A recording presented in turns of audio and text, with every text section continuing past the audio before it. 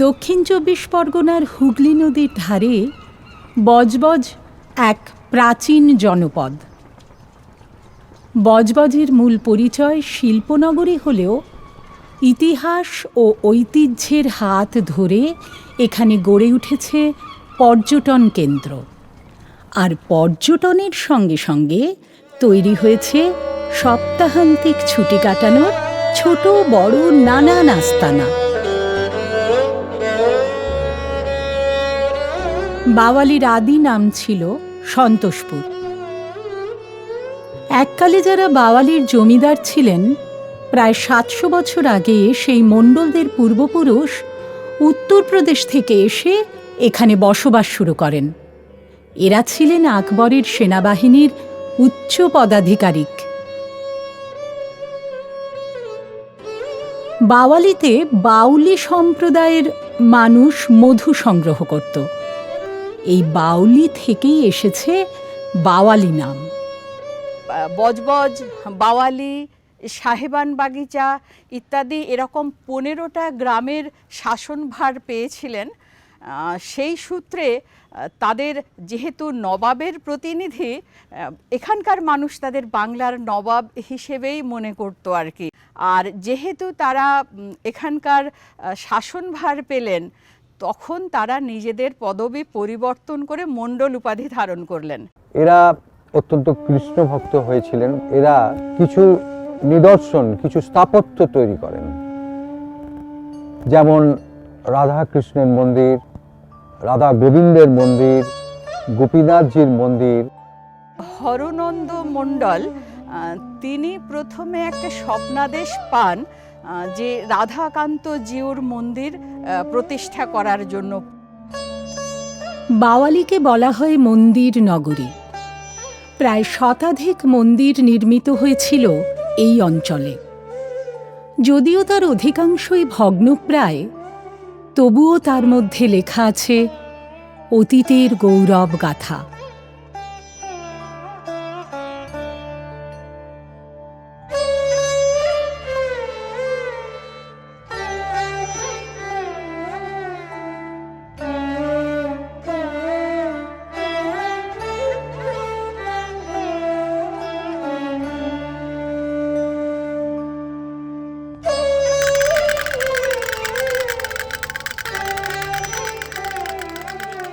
পশ্চিমবঙ্গে তারকেশ্বরের পর আরেকটি জনপ্রিয় তীর্থস্থান বড়কাছারি।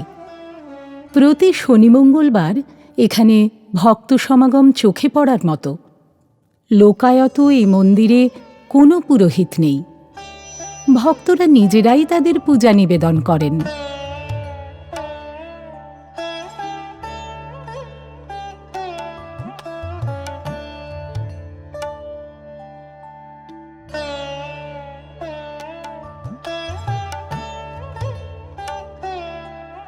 এই অঞ্চলের আরও একটি ঐতিহাসিক নিদর্শন কোমাগাতা মারু, যেন বাংলার জালিয়ানওয়ালাবাগ। গত শতাব্দীর প্রথমে কানাডাতে একটা সময় গোটা ব্রিটিশ সাম্রাজ্যের বিভিন্ন দেশ থেকে বহু মানুষ ওখানে কর্মসূত্রে গিয়ে বসবাস করতেন। সেই সময় ১৯০৮ সালে ওরা একটি অভিবাসন দপ্তরের একটি নতুন আইন প্রণয়ন করলে, সেটা হলো কন্টিনিউয়াস জার্নি রেগুলেশন অ্যাক্ট। তার ফলে এই ব্রিটিশের কোনো এক কলোনি থেকে সরাসরি যদি কানাডাতে আসেন, তাহলে সেই সমস্ত মানুষদের ওরা স্বাগত জানাবে, অন্যথায় সেই মানুষদের ওরা ওদের দেশে নামতে দেবে না। এখন সেই সময় হংকংয়ে বসবাসকারী শিখ সম্প্রদায়ের মানুষ, যিনি ব্যবসায়ী ছিলেন, বাবা গুরদীপ সিং, তিনি সিদ্ধান্ত করলেন যে এই নীতির বিরুদ্ধে আমরা প্রতিবাদ জানাবো। কোমাগাতা মারু নামে একটি যাত্রীবাহী জাহাজ ভাড়া করলেন হংকং থেকে। হংকং, সাংহাই, ইয়োকোহামা বিভিন্ন জায়গা থেকে ভারতীয় তাদের তিনি তুললেন। সেই জাহাজে করে তারা কানাডায় গেলেন, ভ্যাঙ্কুভার পোর্টে, যে সেখানে তারা নামবেন, ভাগ্যান্বেষণে সেখানে কাজকর্ম করবেন এবং এই যে ব্রিটিশের এই যে আইন, সেই আইনের প্রতিবাদ করবেন। কিন্তু ঘটনা হলো, ভ্যাঙ্কুভার পোর্টের থেকে ২০০ মিটার আগেই সেই ১৯১৪ সালে জাহাজকে আটকে দেওয়া হলো, কোনোভাবেই ওখানকার মানুষদের নামতে দেওয়া হলো না। দীর্ঘ ৬০ দিন অপেক্ষার পর তারা সিদ্ধান্ত নেন যে তারা দেশে ফিরে আসবে। ২৯শে সেপ্টেম্বর ১৯১৪ ছিল বিজয়া দশমী। বজবজের ৬ নম্বর জেটিতে আটকে দেওয়া হয় জাহাজ কোমাগাতামারু। নিরীহ ওই যাত্রীদের রাজনৈতিকভাবে বিপজ্জনক ঘোষণা করে ব্রিটিশ রাজ। ট্রেনে করে পাঞ্জাবে ফিরে যেতে বলা হয় তাদের। ফিরতে অস্বীকার করেন ক্ষুব্ধ যাত্রীরা। বেঁধে যায় খণ্ডযুদ্ধ। শুরু হয় সভ্য ব্রিটিশ রাজের বর্বর আক্রমণ।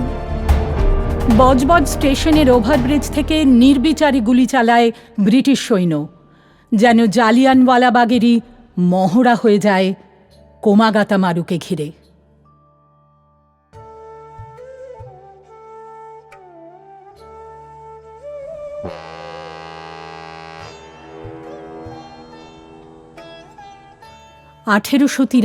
খ্রিস্টাব্দের শিকাগোর ধর্ম মহাসম্মেলনে সেই ঐতিহাসিক বক্তৃতার পর তিনি দেশে ফেরেন ১৮৯৭ সালে। এস মোম্বাসা জাহাজ থেকে বাংলার মাটিতে প্রথম পা রাখেন এই বজবজে। বজবজ এই জনপদের সাথে বিভিন্ন ঐতিহাসিক ব্যক্তিত্বের একটা সম্পর্ক, নিবিড় সম্পর্ক রয়েছে। প্রথমত যার নাম উল্লেখ করতেই হয়, বুরুলের শহীদ অনুরূপ চন্দ্র সেন। অনুরূপ সেন ছিলেন মাস্টারদা সূর্য সেনের সহকর্মী। এছাড়া আর যে সমস্ত ঐতিহাসিক ব্যক্তিত্বের পদার্পণে বজবজ এই জনপদ ধন্য হয়েছে, তাদের মধ্যে আছেন কাজী নজরুল ইসলাম, যখন তিনি ওই একেবারে মুখ বধির অবস্থায় আছেন, ব্যঞ্জনহেড়িয়াতে থাকতেন। কবি সুভাষ মুখোপাধ্যায় তার জীবনের প্রায় ২.৫ বছর সস্ত্রীক এখানে ছিলেন, চটকল শ্রমিকদের মধ্যে কাজকর্ম করতেন। ফলে এদের সান্নিধ্য পেয়ে এই জনপদ সত্যিই সমৃদ্ধ হয়েছে শিক্ষা, সাহিত্য, সংস্কৃতি, রাজনীতির সব ক্ষেত্রেই। ১৭৭৮ সালে একজন চীনা ব্যবসায়ী, যিনি চায়ের ব্যবসা করতেন, তিনি এখানে কলকাতাতে এসেছিলেন ইংরেজদের সঙ্গে ব্যবসার জন্য। এসে তিনি বজবজ থেকে ৬-৭ মাইল দূরে গঙ্গার ধারে দেখে খুব পছন্দ হয়েছিল তার। তিনি সেখানে একটা চীনা কলোনি তৈরি করবেন বলে তিনি আর কি মানে শপথ নিয়েছিলেন। ভারতবর্ষের প্রথম যে চীনা উপনিবেশ, সেটা কিন্তু এই আছিপুরে তৈরি হয়েছিল। আর চিনির কল, তো সেই চিনির উৎপাদন প্রথম শুরু হয়েছিল এই আছিপুর থেকেই। তিনি ওয়ারেন হেস্টিংসের থেকে একটা জায়গা চেয়েছিলেন। তো আচ্ছু সাহেব মানে হাতটাকে ঘুরিয়ে অশ্বক্ষুরাকৃতি একটা জায়গার আয়তন বুঝিয়েছিলেন। আচ্ছু সাহেবের যে সমাধিটা আছে গঙ্গার তীরে, সেই সমাধিটা ওই অশ্বক্ষুরাকৃতি। আচ্ছু সাহেবের মৃত্যুর পর তার যে ওই চিনি তৈরির বিষয়টা, তার যে কলোনিটা একেবারে নষ্ট হয়ে যায়। কিন্তু ওখানে চীনাম্যানতলা বলে একটা মন্দির আছে। ওই চীন দেশ থেকে আনা দুজন দেবতা আছেন, তাদের নাম হলো থোট কুং, থোট ফো, এই দুটো নাম। ওখানকার লোকজন মনে করেন কনফুসিয়াস এবং দক্ষিণ রায় দুই ভাই ছিলেন, যার ফলে দক্ষিণ রায়েরও ওখানে মন্দির রয়েছে, এরা পূজিত হন।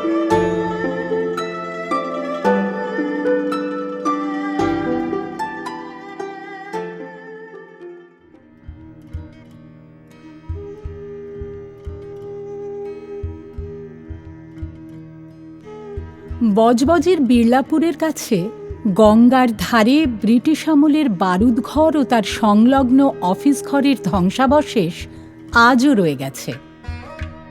তখন জলপথ ছিল জলদস্যু সংকুল, তাই জাহাজে গোলা বারুদ মজুত রাখা বাধ্যতামূলক ছিল।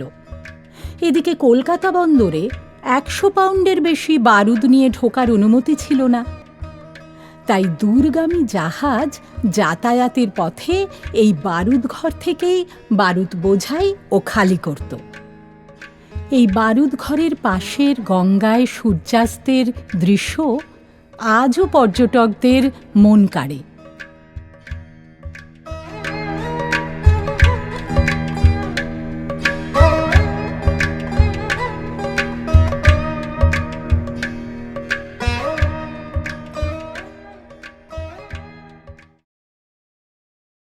অঞ্চলে জরি শিল্প অত্যন্ত প্রসিদ্ধ। শিল্প হিসেবে নাচ আমাদের অনেক জরি শিল্প আছে। মুম্বাইয়ের নামকরা ফ্যাশন ডিজাইনার থেকে দেশ বিদেশের বহু মানুষ লেহেঙ্গা, চোলি, ঘাগরা নিয়ে যান এই অঞ্চলের বিভিন্ন জায়গা থেকে। দেখতে দেখতে বাওয়ালি ফার্ম হাউসের বয়স হয়ে গেল 10। আমি যখন বাওয়ালি ফার্ম হাউস তৈরি করেছিলাম তখন কিন্তু আমি এক এবং একমত দ্বিতীয়াম। সঙ্গে সঙ্গে তৈরি হয় বাওয়ালি রাজবাড়ি, কিছু কম বেশি আগে পড়ে। এরপরে নদীর ধারে অনেকগুলো রিসোর্ট তৈরি হয়েছে, আশেপাশে কিছু রিসোর্ট তৈরি হয়েছে এবং পর্যটনে আনাগোনা তৈরি হয়েছে। বাওয়ালি ফার্ম হাউস এর আগে এই জায়গাটা ছিল অঙ্কুর নার্সারি। কলকাতার লোকরা বাওয়ালি ফার্ম হাউস চেনে, এখানকার মানুষরা অঙ্কুর নার্সারি চেনে। নতুন যে গাছের ব্যবসার রূপরেখা অঙ্কুর নার্সারি তৈরি করে দিয়েছিল।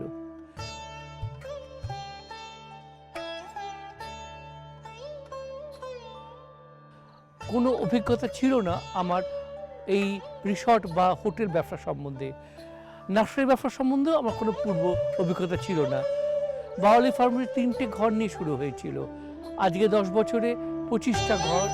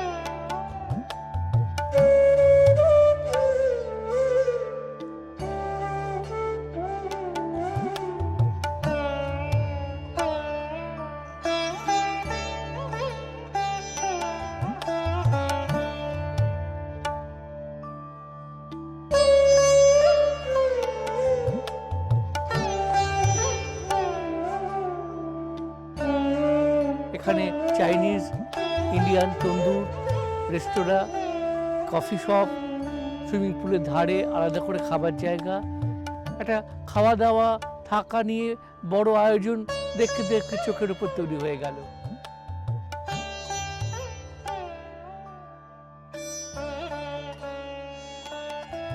এই অঞ্চলটা আবার নার্সারি বেল্ট, বড় বড় সব নার্সারি, কোটি কোটি টাকার ব্যবসা হয়। সেখানে গেলাম, তাদের সঙ্গে কথা বললাম, তারা সব বীজ কোথা থেকে আসে, কী বৃত্তান্ত কিচ্ছু জানে না। ব্যাঙ্গালোর থেকে সিডলিং নিয়ে আসে, তারা গাছগুলো বড় করে, ব্যাঙ্গালোর থেকে বড় গাছ কিনে নিয়ে যায়, মানে নার্সারির যা কাজ নার্সিংটাই করে। কিন্তু আমি দেখলাম একটু পুরো আয়োজনটা, খেলাটা খেলছে ব্যাঙ্গালোর। আমি তখন কোয়ারেন্টাইন করে, কোয়ারেন্টাইন সার্টিফিকেট বানিয়ে প্রভৃতি যা যা আইনানুগ ব্যাপার করে বিদেশ থেকে বীজ আনা শুরু করলাম। মূলত পাম জাতীয় গাছের বীজ আমি আনা শুরু করি। এই অর্নামেন্টাল পাম প্রায় পৃথিবীতে 33,000 রকমের আছে। আমাদের নারকেলও পাম, সুপুরিও পাম, এরকম অজস্র পামের গাছ আছে। আমি 100-র উপরে অর্নামেন্টাল পাম অস্ট্রেলিয়া থেকে, জার্মান থেকে, আমেরিকা থেকে, বিভিন্ন জায়গা থেকে এনে এখানে লাগিয়েছি। এবং প্রথম গাছ যেগুলো আমার এখানে বড় হয়ে ভারতবর্ষের বিভিন্ন বাগানে রয়ে গেছে, তার সংখ্যা প্রায় 72টা। এই করতে করতে অঙ্কুর নার্সারি একদিন চারপাশে ছড়িয়ে পড়ল অঙ্কুর নার্সারির নাম। আমরা অরকিরিয়া কুকি বলে একটা গাছ এখানে আনতাম, যাকে ক্রিসমাস ট্রি বলে লোকে চেনে। সেই গাছ আনার পরে এখানে বিক্রি করলাম গাছের চারা। এখানকার মানুষজন ব্যাঙ্গালোরকে ভুলে গেল এবং এখন যেটা হয়েছে, এরাও কিন্তু এই বীজ বিদেশ থেকে এনে তারা সিডলিং তৈরি করছে, করে গাছের ব্যবসাটায় স্বাবলম্বী হতে পেরেছে। এই পাড়াটায় আমি খুব আনন্দিত।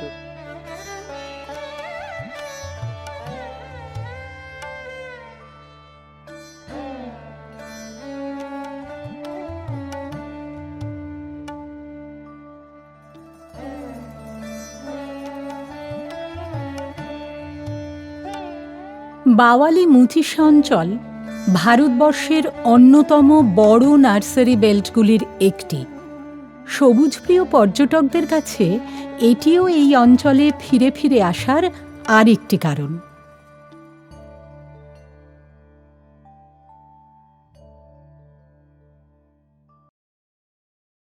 খুব জরুরি যেটা, এখানে বাওয়ালি একটা মন্দির নগরী হিসাবে পরিগণিত হতে পারে, যেখানে 200-র উপর মন্দির আছে। যে মন্দিরগুলো সংস্কার হওয়া খুব জরুরি। পর্যটকরা আসুক, এই সংস্কার পাতে তারা হাত বাড়াক এবং মন্দির নগরী বাওয়ালি আবার হেসে উঠুক। এই মাঙ্গলিক আবাহনের সুরে বাওয়ালি বজবজ কোল পেতে আছে ভ্রমণ পিপাসু মানুষের জন্য। রাই জাগো গো জাগো শ্যামের মনমোহিনী বিনোদিনী রায়। রাই জাগো গো জাগো শ্যামের মনমোহিনী বিনোদিনী রায়। জেগে দেখো আর তো নিশি নাই গো জয় রাধে। জেগে দেখো আর তো নিশি নাই গো জয় রাধে। জাগো শ্যামের মনমোহিনী বিনোদিনী রায়। রাই জাগো গো জাগো শ্যামের মনমোহিনী বিনোদিনী রায়। শ্যাম অঙ্গে অঙ্গ দিয়া আছো রাধে ঘুমাইয়া। শ্যাম অঙ্গে অঙ্গ দিয়া আছো রাধে ঘুমাইয়া। কুল কলঙ্কের ভয় কি তোমার নাই গো জয় রাধে। কুল কলঙ্কের ভয় কি তোমার নাই গো জয় রাধে। জাগো শ্যামের মনমোহিনী বিনোদিনী রায়। রাই জাগো গো জাগো শ্যামের মনমোহিনী বিনোদিনী রায়। জেগে দেখো আর তো নিশি নাই গো জয় রাধে। জেগে দেখো আর তো নিশি নাই গো জয় রাধে। জাগো শ্যামের মনমোহিনী বিনোদিনী রায়। রাই জাগো গো জাগো শ্যামের মনমোহিনী বিনোদিনী